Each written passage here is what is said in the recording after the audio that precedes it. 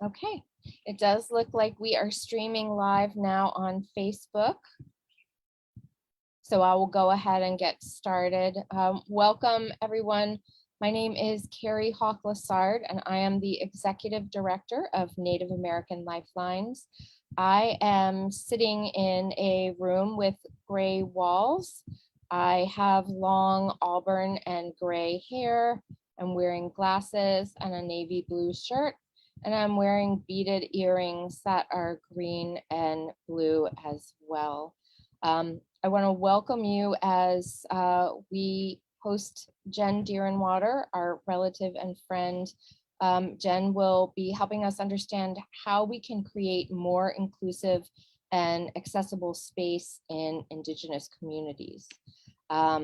As the Executive Director of Native American LifeLines, I want to own that we have not always done the job that we need to do there. And so I'm hoping this is the first of many events where we will continue to provide offerings that are accessible to all of our relatives, that are inclusive of all of our relatives. And I certainly invite anyone who feels that we are lagging in any area to reach out to me directly. And I would be happy to, again, just learn and to do better so that we're serving our community in a good way.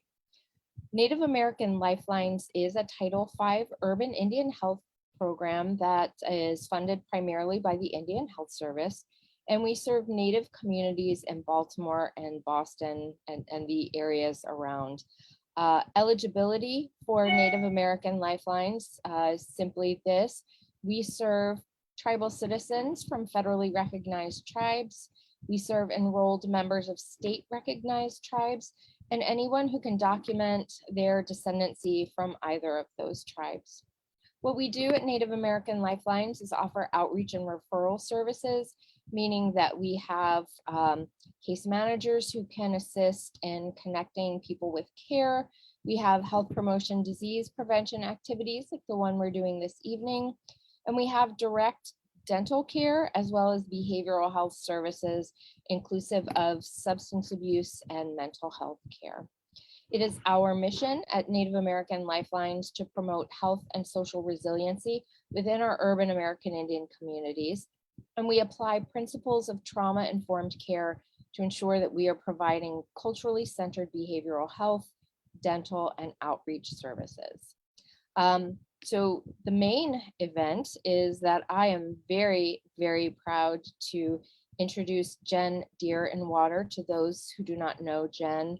I had the great fortune to participate in an event, 3Rs, that Crushing Colonialism did, and I knew that we had to have Jen speak to our community.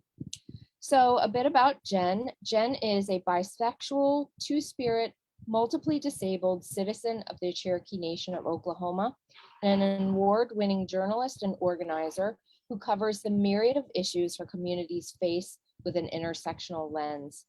Jen is the founding executive director of Crushing Colonialism, a Disability Futures Fellow, and a former New Economies, Reporting Project Fellow. Jen received a BA from the University of Southern California in Gender Studies and Political Science with an emphasis on American federal government, a graduate certificate in Women in Politics and Public Policy from the University of Massachusetts, Boston, and an MS in Communications Management from Simmons College. Jen is a contributor to Truth Out, and her work has been featured in a wide range of publications, including Bitch, Rewire News, and New Now Next. Jen's writing is included in the anthologies Disability Visibility, First Person Stories from the 21st Century, Two Spirits Belong Here, and the forthcoming Building Narrative Power for 21st Century Social Movements. She's the author, or co-editor rather, of the anthology Sacred and Subversive, Queer Perspectives on the Future of Religious and Spiritual Communities, and is currently hard at work in her own book to be announced soon. Jen has been interviewed for numerous outlets on her work, and The Advocate named Jen a 2019 Champion of Pride. While a nomad at heart and raised in rural areas of her nation's reservation in Oklahoma and in rural Texas, Jen currently lives on occupied Piscataway land known as Washington, D.C. And as I mentioned, we're always trying to do better and learn. What I'm understanding is that we are not able to see our ASL interpreter. We are trying to resolve that. It may be the case that we stop screen sharing so that we can let the interpreter do their work. And Jen, if you have any advice around that, I'm happy to take it. Otherwise, we also have closed captioning enabled. So if you click the closed captioning button, you can read what we're all saying, probably imperfectly, but reading somewhat. And yes, thank you, Anna. Great advice. So I am going to stop talking. I'm going to mute myself and stop my video and turn the time over to Jen. All right, can we see the interpreter now?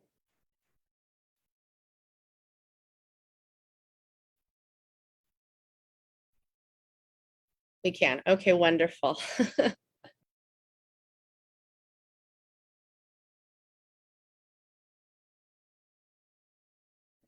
So OCO, hello. It's really great to be here with you all. I know we just had some issues with seeing the interpreter. So in case you didn't catch this, Carrie also told you all that you can turn on closed captions by clicking the closed caption icon on your Zoom screen. So I am really happy to be here, very excited to do this talk tonight and work with LifeLines and Carrie and the whole crew, and just want to say thank you to them all. And before I get started, I want to give an image description of myself like Carrie did when she began. So I am a white coated native. That means that I'm light complected. I have brown hair. It's pulled back. I'm wearing black glasses and long red fringe leather earrings. And I have on a black V-neck t-shirt. And I'm sitting in a black office or a brown office chair. So as Carrie read my bio, she told you all quite a bit about me, but I want to just talk a little bit about some of my own health issues and what, has kind of brought me here tonight, not just professionally, but personally. So I have had a host of health problems since I was quite young. By my early 30s, though, I was disabled and had to finally admit that to myself. I have osteoarthritis and autoimmune arthritis. I have migraines. I have fibromyalgia. I have really, really severe chronic pain, and it's created a lot of mobility issues for me. I have a lot of immune system issues as well, partially as a result. And then I also struggle with PTSD and complex PTSD and major depression. So I have a host of health problems going on. And I feel like we need to talk more about disability in Native community.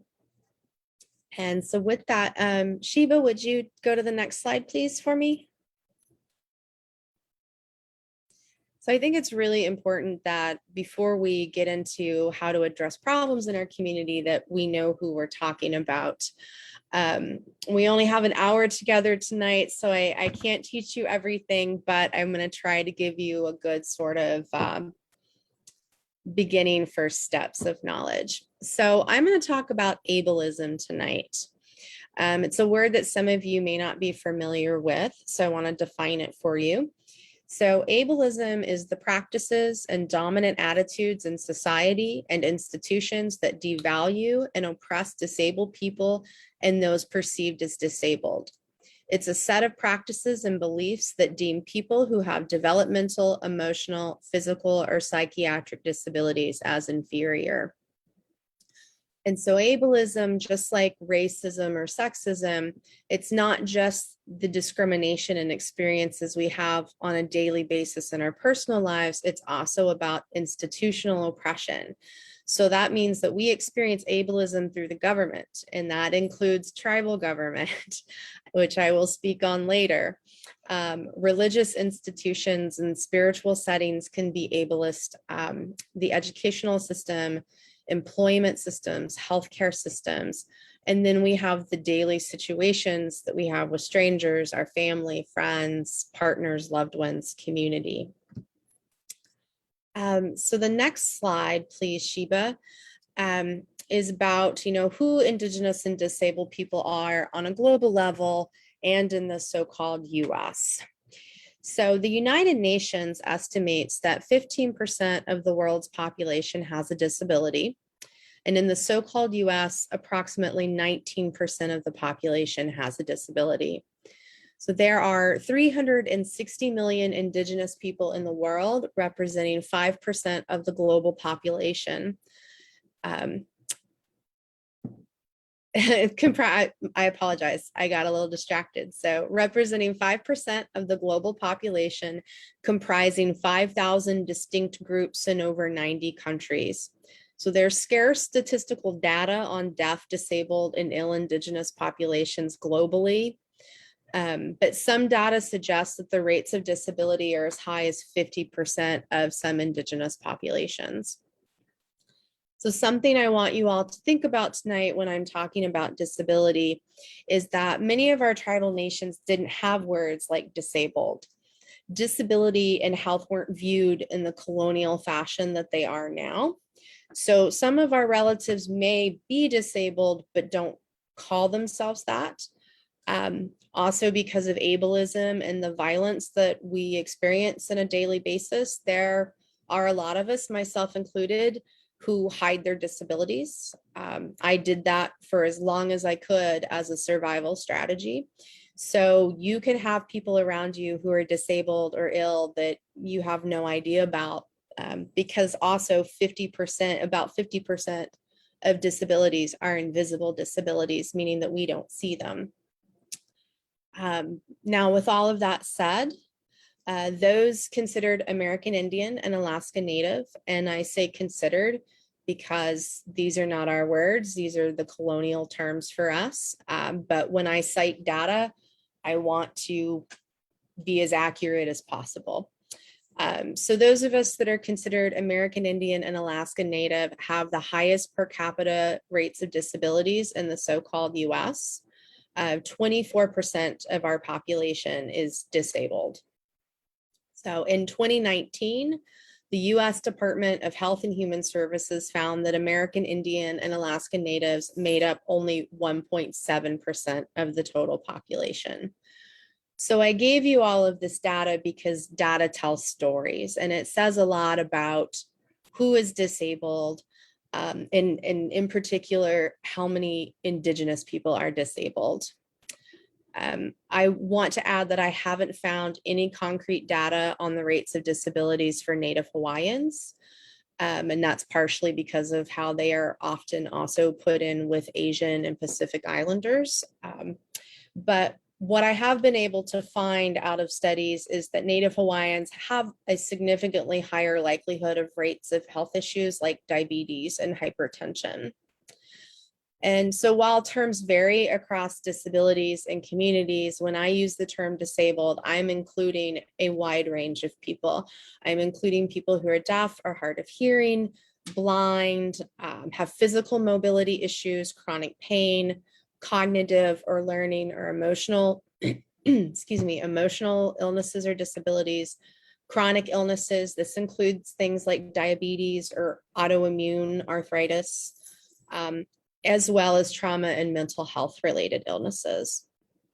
And I also want to remind you all that oppression can pile upon oppression. So when we talk about indigeneity and disability today, I want you to think also about how things like sexism or anti-Blackness or bi or trans or homophobia also impacts our relatives. In the ways that those forms of oppression are also adding on and compounding the realities of ableism. Depending on who you are, it can be really difficult to have a community space that you're truly welcome in. And so I want us all to remember that tonight. So I want to go on to talking about why we have such high rates of disabilities.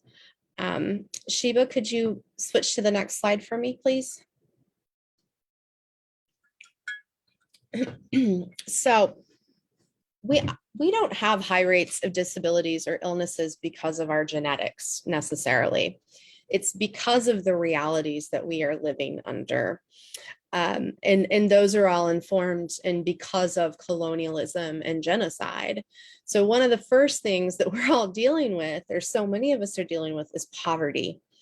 If you are poor, you're not going to have the things that you need to survive.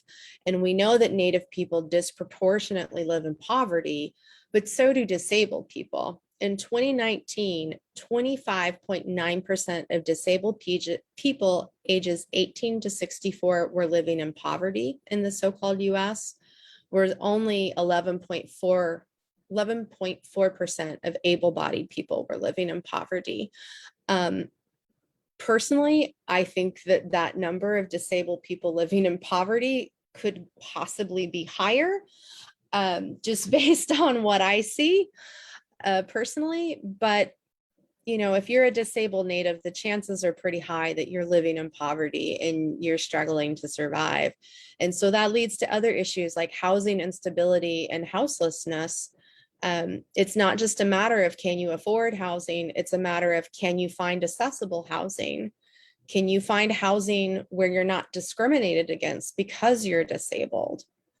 And so because of that, our Native disabled people have really high rates of houselessness. Johnny J, who is Oto, Missouri in Choctaw, recently said on a call and gave me permission to share this, that 14% of the houseless population in Los Angeles is Native, yet Native people only make up 0.5% of the total LA population. Now, of that 14% of our houseless relatives, 90% are disabled. So how do you care for yourself if you don't have housing? It's a problem. And it's also harder for disabled people to even couch surf, because can you get into your family members or your friends' homes? I can say for myself, I have many friends that I can't visit their homes because they're not accessible for me. So in many cases, you're going to end up on streets, because we also have to think about whether or not shelters are accessible, and they're not always accessible. So other issues that lead to our higher rates of disability are food scarcity and insecurity and starvation. We lack high quality, culturally competent healthcare. Indian health services and urban Indian health are chronically underfunded, and they have almost no disability access either. A relative gave me permission to share this with you all, but she is deaf and had said recently in a call that the IHS in her area won't get her an ASL translator. And instead, they told her to use Facebook Messenger in order to communicate with the staff and health providers. Can you imagine being told that you're supposed to talk about intimate, personal, private things over Facebook Messenger, and that's the only way you can talk to a doctor? It's unsafe, it's ineffective, it breaks HIPAA laws, and it's just degrading and inexcusable. And this is but one example of what our disabled relatives are going through in terms of healthcare. COVID-19, just as many natives were left behind to die, so were disabled and chronically ill people. And as a result of COVID-19, it's not just the people that we have lost, it's the people who have survived and now have long haul symptoms. This is something we're talking a great deal about in the disability community, is how many more disabled and chronically ill people we will now have in our community, and what their needs are and how to meet those needs as a result of COVID-19. And as Native people who have been hit so hard, we really need to be thinking about what this means for us in terms of disability and health in the long term. Other things that lead to our higher rates of disabilities and illnesses are colonial violence. Are people being murdered, missing, assaulted, pollution, violence from law enforcement. That's all colonial violence. And that leads to things like trauma. So studies are finding that if you are somebody that has chronic, like long-term trauma, which so many of us natives have, that can lead to chronic inflammation. And chronic inflammation can also lead to illnesses like diabetes, heart disease, or autoimmune arthritis, which I have. So these are things we need to think about, and we need to think as well about how trauma is impacting us in terms of our mental health and our relatives that we are losing to suicide. And disabled people, particularly people with chronic pain and chronic illnesses, have really high rates of suicidality and attempts. So we really need to think about how our relatives who are chronically ill are doing in terms of their mental health and what supports that they need. Other issues are things like pollution and the climate crisis. Many of us are having to live in polluted lands. We're living in places where there are fires, there are superstorms, there are droughts. These things create and worsen health problems and disabilities. The climate crisis itself also creates other issues for our disabled people, like evacuation. How do you evacuate if you're disabled, if you're low income, if you don't have the supports you need? You know, our relatives down in the United Home and Nation in Southern Louisiana are dealing with this constantly. You know, the tribe only has 2 wheelchair accessible vans, and because they're not a federally recognized tribe, they don't get any FEMA funds or assistance. They have to rely entirely on their parish government or state government, which they don't like tribes. They don't want to be helpful. So what happens is they're not able to assist their tribal members, including disabled and vulnerable members, evacuate. Hurricane Ida, which just came through, it came in at the end of the month on the 16th anniversary of Hurricane Katrina, no less, where the majority of people who died were disabled people and people in nursing homes. But Hurricane Ida, it hit at the end of the month. So people who are living on Social Security, and that includes SSDI and SSI, you're out of money at that point. You only get paid on the 3rd of the month, and you don't get paid much at all. That money is spent and gone before you ever get it. So how do you evacuate? And the answer is that you don't. You're left to die.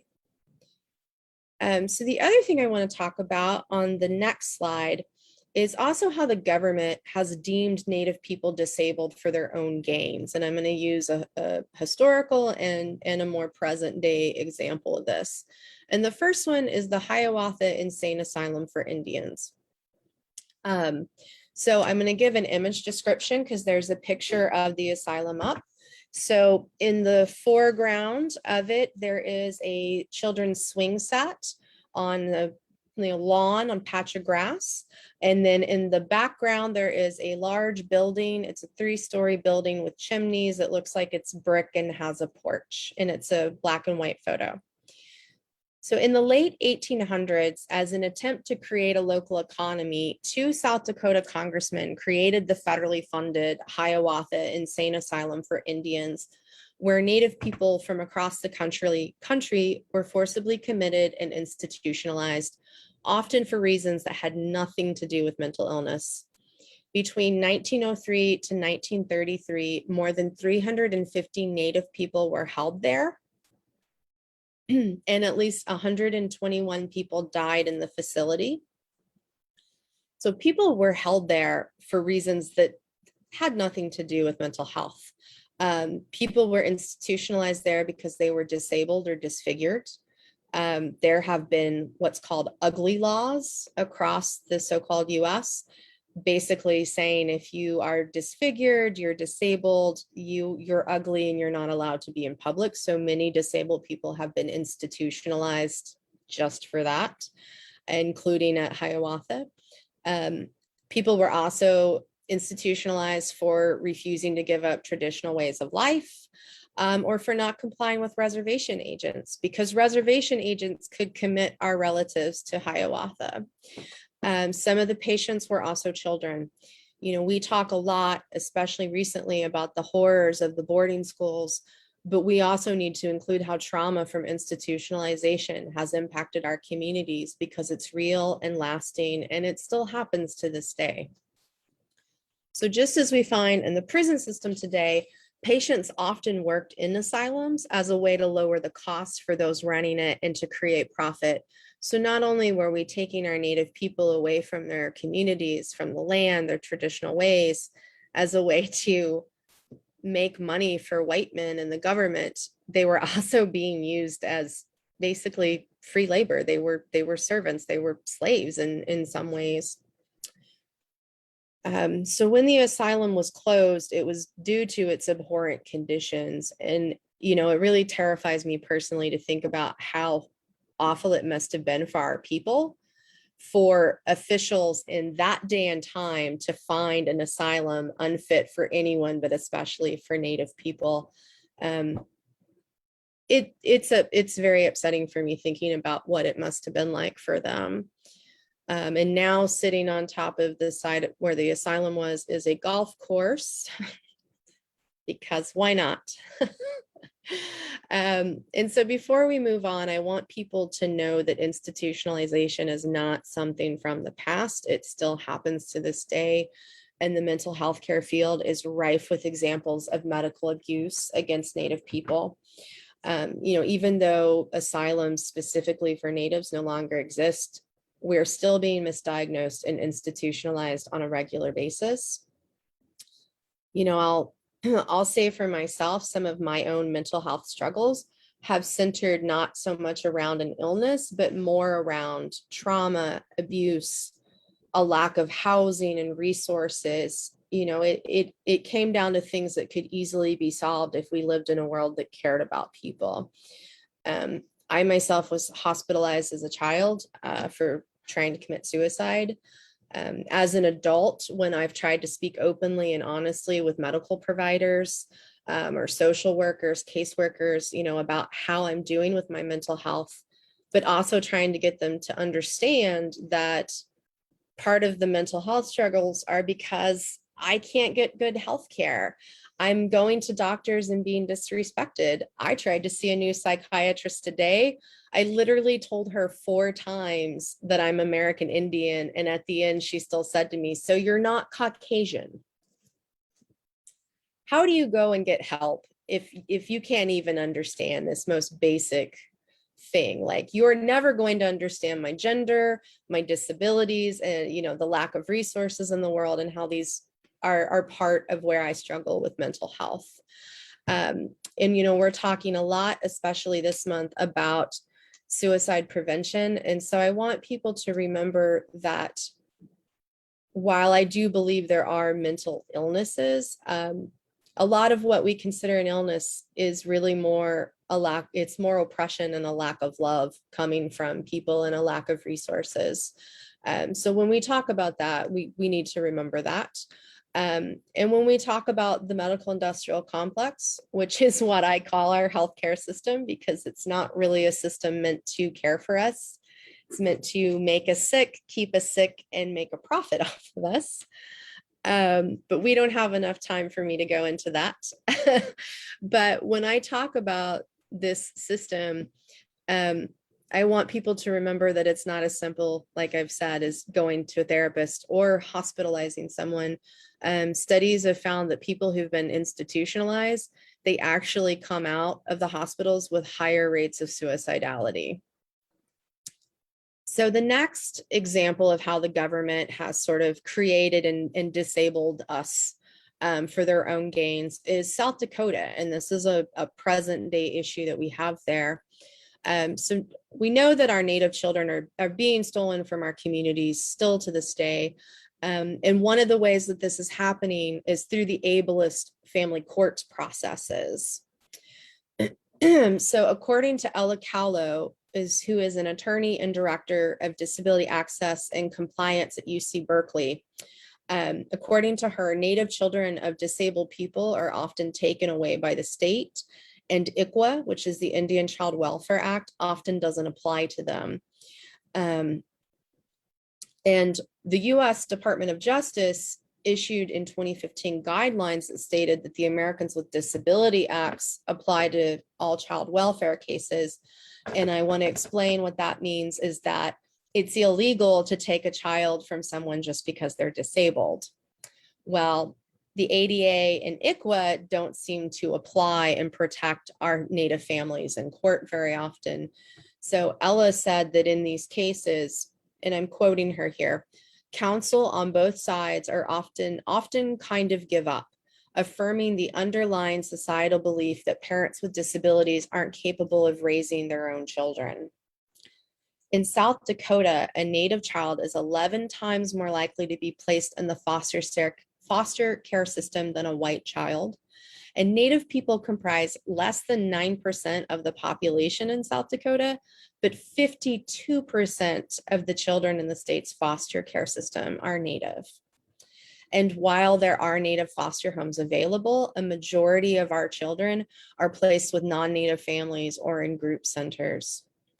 And so ICWA and the ADA are always under attack. Trying to get rid of ICWA is a way to undermine tribal sovereignty, and trying to get rid of the ADA is a way of just continuing capitalism at all costs. So these two policies, while in my opinion, they are flawed and don't do nearly enough to protect our communities, if either of them went away, it could really be catastrophic for our children of disabled Native parents and for our communities, since we have such high rates of disabilities and illnesses. And this really could further our cultural genocide. And just as what happened at the Hiawatha Asylum, that capitalistic money-making scheme by white men and the government, the state of South Dakota has also used our children as a way to make money.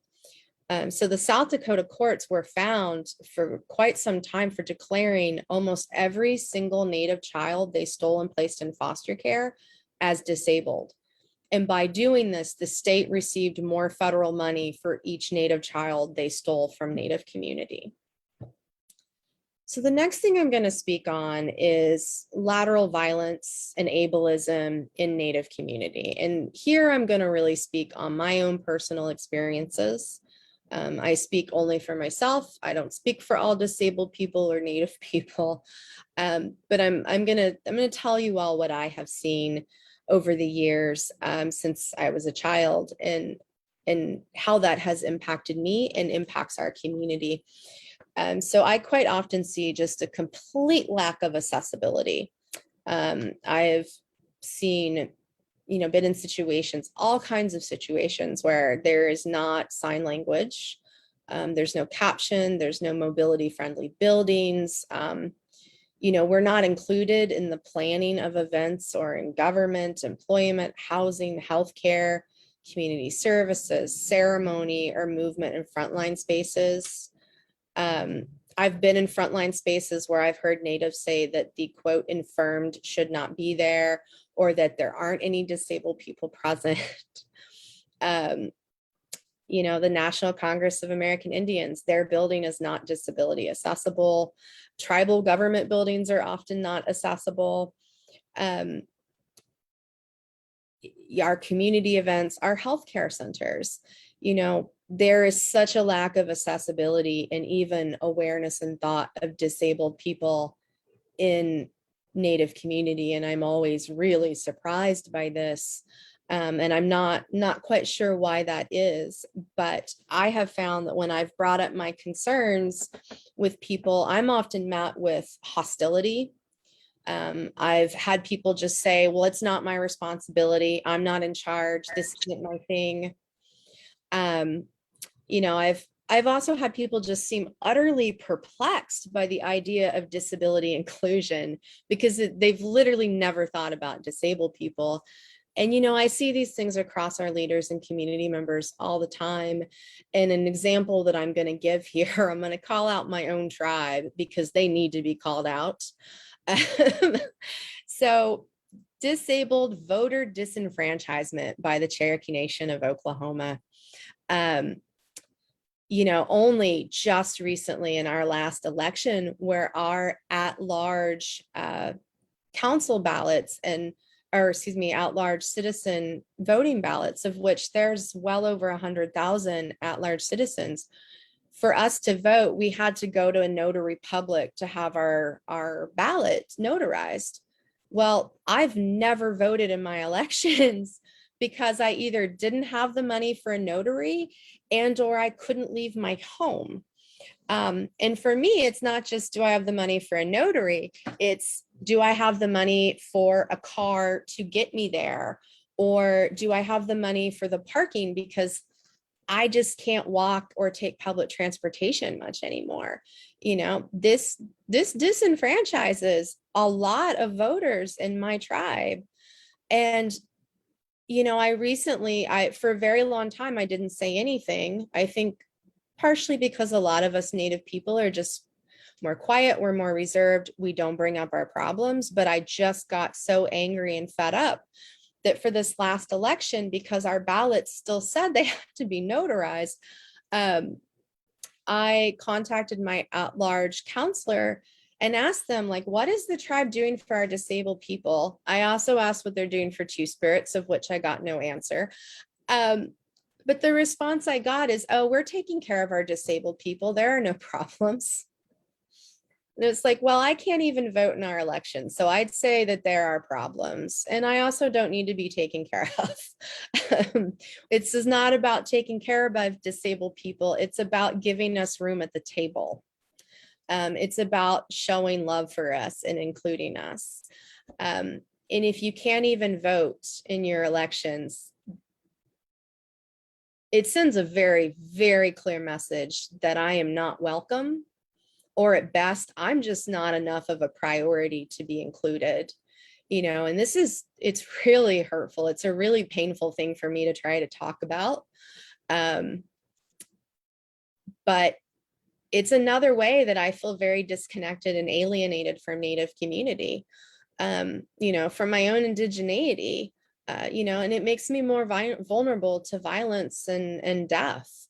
We know that when banishment was a form of punishment, it was because we had to live together. You wouldn't survive. And that's kind of what ableism in Native country, in Native community feels like for me. It's like a form of banishment. And when I think about this, I think about how it furthers Native and disability erasure, it furthers genocide, and it furthers eugenics. And to me, we're ultimately playing into the white man's colonial games. When I think of decolonization to me means ending all of the ills that colonialism brought here. And ableism is one of them.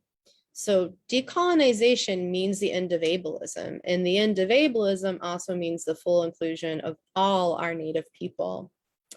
So where do we go from here? So this is where I love this quote, "Access is love," by this amazing disabled East Asian organizer, Mia Mingus. Mia is incredible.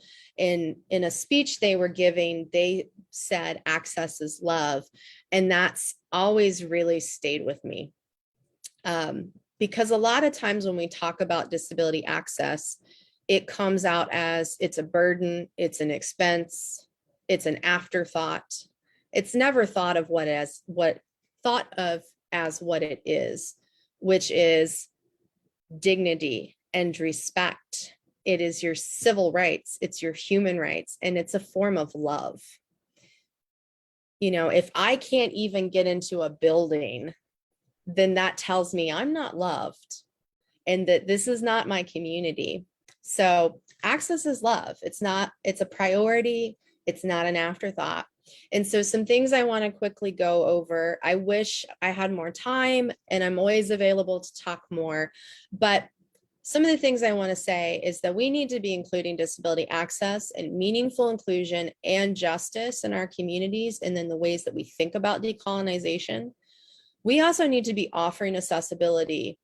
And while accessibility is broad, because disabilities are all different and access can mean a lot of different things for a lot of people, we need to get away from the model of, well, we'll provide you whatever service you need if you request it. Disabled people are exhausted. We're exhausted. I'm literally so tired. I just want to lay down in bed and cry right now. That's how tired I am. So I don't have the energy to ask people, hey, is this going to be accessible? What accessibility features will you have? You just need to offer them. They need to be offered right out the gate. There's basic things that should just be offered. And then also remember that, if someone requests an access need, make it happen for them. Also, disability access is generally not something you can make happen overnight. There's not a lot of ASL interpreters.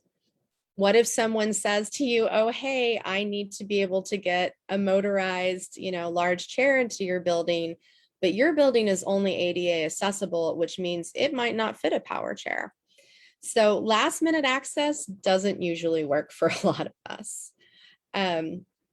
But some things that you can do, just some examples of different types of access, which are on the next slide. And the ways that these forms of access can include people, some of which, we've done tonight, are things like sign language interpreters. And remember, there are different sign languages. Sign language is a language, just like English or Spanish. Not everyone uses the same kind of sign language. Captioning, which we have tonight. Making sure that physical spaces go above and beyond just ADA access, which is ADA access is never enough. Other things are image descriptions, putting image descriptions in your social media posts, websites, newsletters, or events like tonight where Carrie and I described ourselves. Accessible websites and materials. And one of the things you can do that's really easy to help make things more accessible is using easy to read fonts like Helvetica, which I used here tonight in the slideshow. Priority seating. We need seating. I don't go to most things anymore because there's no seating and I just can't stand. So there needs to be seating at events, and we need to have seating that is specifically set, roped off or something that is for people who have to sit. This needs to be made, and announcements need to be made during events for things like this. Help with food at meals. I cannot tell you the number of times I've been to Native events where I either didn't eat or I ate after everyone else. There needs to be announcements, just like how we have announcements that our elders go first, or in some communities, women and children. We need to be making announcements that people with disabilities or who need help can skip the food line. I shouldn't have to wait until the end of the meal and get whatever scraps are left because it's difficult for me to stand and fill a plate and navigate a line while using a cane. We also need to start normalizing that people can skip to the front if they need to, or offering to get people a plate of food. Other things we need to do are think about dietary needs like gluten or lactose free or lower carbs. These are all dietary needs I have, and there are a lot of the same dietary needs a lot of natives have. So having more food options also, it doesn't just benefit those of us who are chronically ill, but it benefits everybody. Having access to quiet spaces, because some people have sensory issues, or maybe they get triggered and they just need a quiet space. Access to electrical outlets. That's something that a lot of people don't think about. But, I sometimes need to use a heating pad, or somebody with a power chair may need to charge their chair or one of their devices. Access to electrical outlets is a lot more than just, oh, I need to charge my phone. Virtual events. We need to keep doing virtual events. Virtual, telehealth, telelearning, telework, those things make life more accessible for people like me. But I also want to say, in pushing for virtual events, we also have to push for, high-speed broadband. We have to push for telecommunications on our tribal lands, and for all of our relatives, urban and rural, to be able to access the laptops and phones and services that they need, because virtual events don't mean a lot if everyone can't have access to them, which is something I quite often tell the disability community. Offer disability accessibility information about your event. And when I say event, that can just be a potluck at someone's house. It can be a march. It can be, a training at a health center. Let people know what accessibility is like.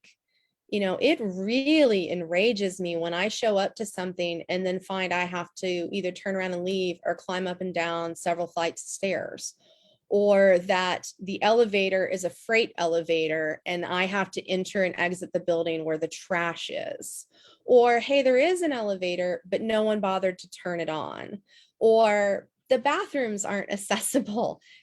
Tell people, let us know what we're getting ourselves into so that we can decide if this is something we can come to or not. Check in on your more vulnerable relatives. We're out here and we need help.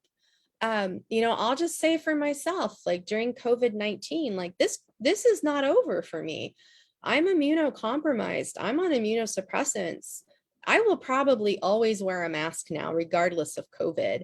But because of COVID and because I'm so vulnerable, I still can't really go out in public much. I'm still being really cautious. I'm still going without things I need, like healthcare or certain items. I haven't had a home health aide in months and I desperately need one. This crisis, it's not over for me, and it's not over for immunocompromised people. And it's been really difficult to see able-bodied people, especially natives, going back to powwows and conferences and everything without thinking about how people like me are still high risk. And by doing those things, you're putting me at even further risk. And it also means you're alienating people like me further from community. So we're running out of time and I want to have time for questions. But I want to say, we're human, we're flawed, we make mistakes. You're going to make mistakes. We are going to make mistakes, but it's how we handle those mistakes that matter. And the thing that I really want folks to walk away with here, and honestly, I think you can think about this in all kinds of parts of life, not just disability and ableism, but if someone is telling you that you've done them harm, it doesn't necessarily matter if it was intentional or not, you've still done harm. And I think the best thing to do is to stop and just take a breath, listen to what's being said to you, think about it, and then respond later. And in that response, and I'll say in terms of disability, that response needs to include your commitment to change, and then you better make that change. Listen and take direction from your disabled relatives. Self-determination for natives is also self-determination for disabled natives. We are the experts on our lives. You need to listen to us. And lastly, I want to say, learn about disability justice. There are so many great books and blogs and podcasts and great films and things coming out about disability justice. I want you to learn about those things. Just like I push the disability community to learn about Native community, I want to push my Native relatives to start learning about disability justice and disability community and start thinking about how that ties into decolonization. We're your relatives and we need you just like you need us. So with that, I'm just gonna end with the last slide and we can open it up for questions. We don't have a lot of time left, and if you have questions for me at a later date, you can email me at jdeerenwater@crushingcolonialism.org. You can also follow some of my work on the websites jdeerenwater.com and crushingcolonialism.org. So do we have any questions? This is Carrie speaking, and looks like we have one person with a raised hand, so Okay. figure that out. JD, if you're able to assist as a host with the person who'd like to speak.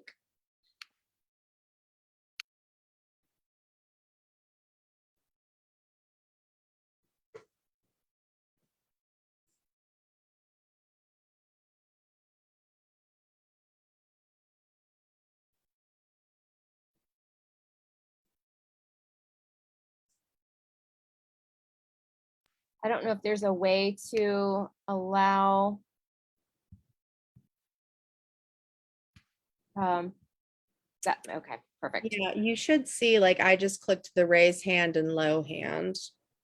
And I'm trying to allow Brandy to speak.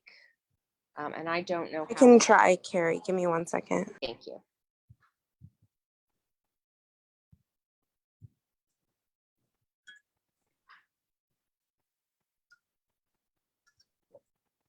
This is Carrie again. Again, this is a learning process. So any feedback you have, we are grateful Hi. to receive. Sorry. Okay, Randy, awesome. Yatala, Hi. you should be able to try. Okay, perfect. Okay, hi. My name is Yadalay Phoenix, and thanks, Jen. This is so informational. And I want to know, how can a person express what their needs are when they're constantly saying the same things to medical providers, community, and relatives? Because it gets exhausting asking for the same accommodations over and over. What would your approach be? How to ask and not have to constantly do it, or do you have to constantly do it, even though the people know your needs? Yeah. I wish I had a good answer for you, but I run into this all the time. I mean, I have to repeatedly say what I need, and it sadly doesn't mean that those needs will be met. And that's difficult. That's part of why we're doing this talk tonight. I'm sorry that you're also facing that and struggling with that. It's a lot, and it is exhausting. You know, what I have decided for myself personally, when it's a situation where I can just step away, I step away. I try to listen, and I know this is not always possible, especially when you're disabled and you need help and supports. But Tony Enos, who's a good friend of mine, he likes to say, if love is no longer being served at the table, then I get up and leave the table. And like I said earlier, access is love. And if people aren't willing to make that access, then I've had to walk away. And that's part of why I have said I feel, alienated from community as a result of that. I mean, the only thing that I could say beyond that is just having that clear list of, this is what I need. Are you going to meet it or not?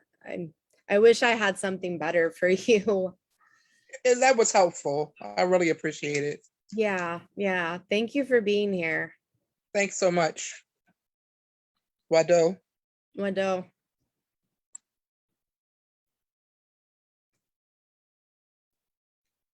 Are there any more questions? I am not seeing any more. This is Carrie speaking. I apologize. I'm not seeing any more in our Zoom chat. Are there any comments or questions on either Facebook page?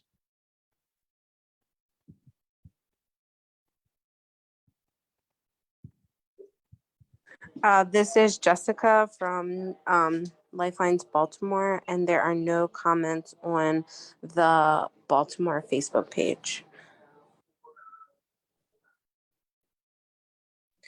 And Warren also stated that there are no comments on the Boston page either.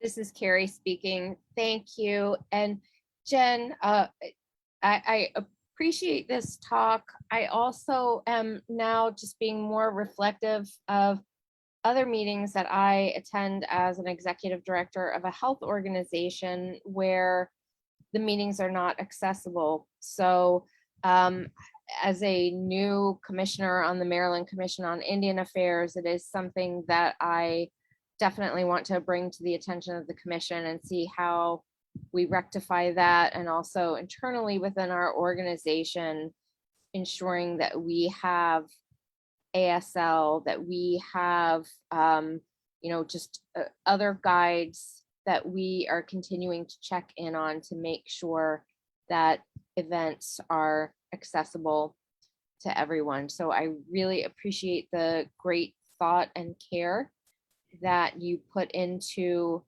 making sure that there are some concrete steps that we can take. I don't think, or I hope that none of us are we all want to be good relatives, right?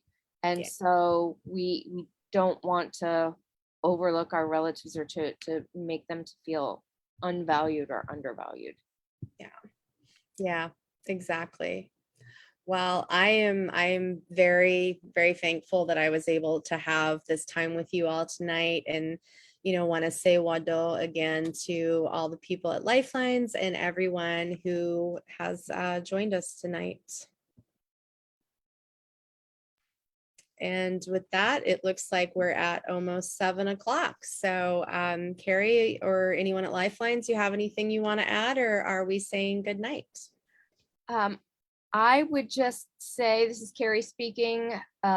Thank you again, Jen. We look forward to continuing the conversation with Jen, and hoping that Jen can help us come up with an organizational protocol to make sure that our accessibility and inclusivity is where we want it to be. I would recommend to anyone participating, whether you are Indigenous or not, Jen is a wonderful resource, just has such an amazingly powerful voice, and I hope that you might reach out to Jen for assistance. And also to anyone, if we are, again, not where we should be, please let us know how we can change that, and we will work to make that happen. We want to be good relatives. We want to be loving and supportive. And so, your feedback is really helpful. So I thank everyone for spending time with us. I thank Jen for just such an informative presentation, and for all of the relatives who took the time to learn or participate or offer comments or just their presence this evening. It is really appreciated. It's really appreciated, and also shows your care and concern for our relatives who are living with disability. So with that, I wish everyone a good and safe evening, and thank you for being with us. Wopinani Natanka.